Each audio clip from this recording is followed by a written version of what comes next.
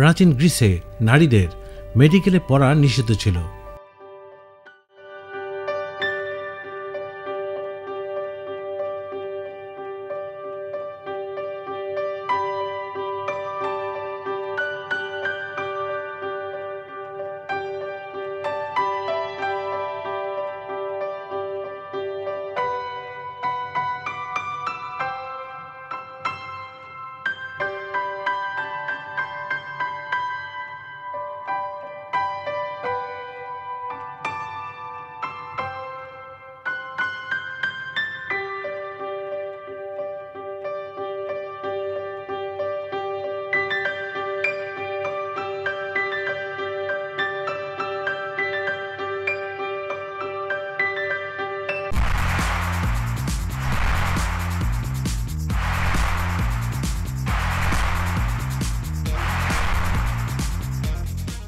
খ্রিস্টপূর্বাব্দ ৩০০ সালে জন্মগ্রহণ করেছিলেন একজন নারী, নাম তার অ্যাগনোডিস।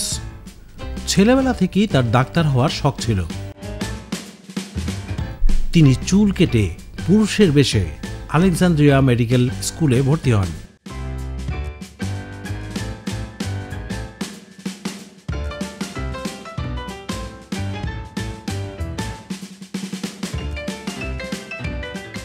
ডাক্তারি শিক্ষা সমাপ্ত করে অ্যাগনোডিস একদিন অ্যাথেন্সের রাস্তায় হাঁটছিলেন।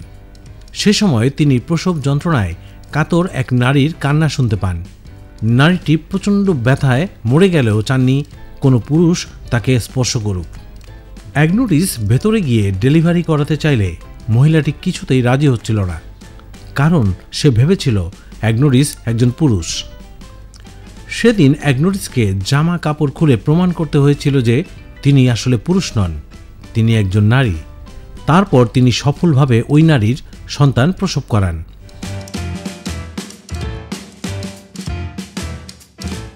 সেই দিনের ঘটনাটি শীঘ্রই গ্রিসের নারী মহলে ছড়িয়ে পড়ে এবং সমস্ত অসুস্থ নারীরা অ্যাগনোডিসের কাছে ভিড় জমাতে শুরু করেন।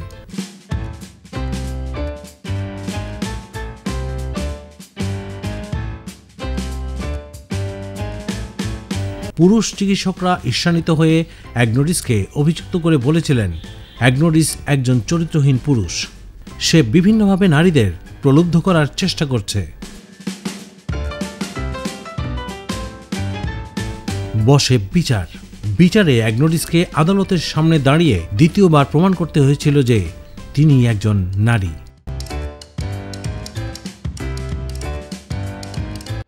কিন্তু এবার তাকে মেডিসিন অধ্যয়ন করা এবং একজন নারী হিসেবে চিকিৎসা শাস্ত্র অনুশীলন করার জন্য দেওয়া হয় মৃত্যুদণ্ড। সাথে সাথে গ্রিসের নারীরা এই দণ্ডের বিরুদ্ধে বিদ্রোহ ঘোষণা করে। বিশেষ করে সেই সব বিচারকদের স্ত্রীরা যারা মৃত্যুদণ্ড ঘোষণা করেছিলেন, তারাও বিদ্রোহ শুরু করেন।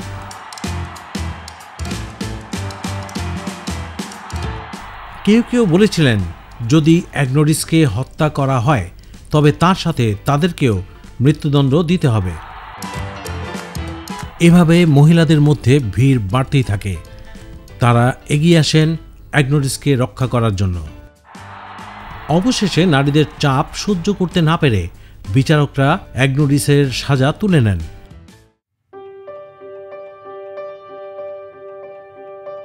তারপর থেকেই মূলত গ্রিসে নারীদের চিকিৎসা শাস্ত্র অধ্যয়ন করার অনুমতি দেওয়া হয়, তবে শর্ত হল তারা শুধুমাত্র নারীদের চিকিৎসাই করতে পারবে।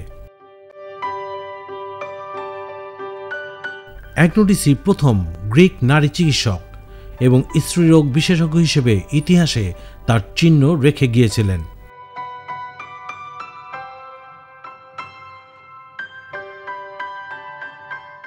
নারীদের জন্য ইতিহাস সৃষ্টি করা কোনো দিনই সহজ কোনো কাজ ছিল না।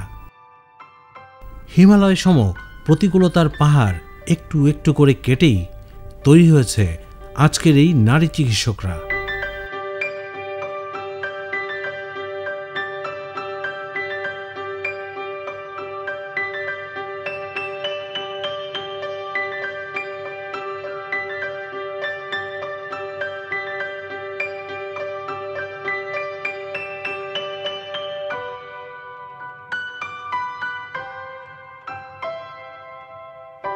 ভিডিওটি ভালো লেগে থাকলে লাইক, শেয়ার আর সাবস্ক্রাইব করতে অবশ্যই ভুলবেন না।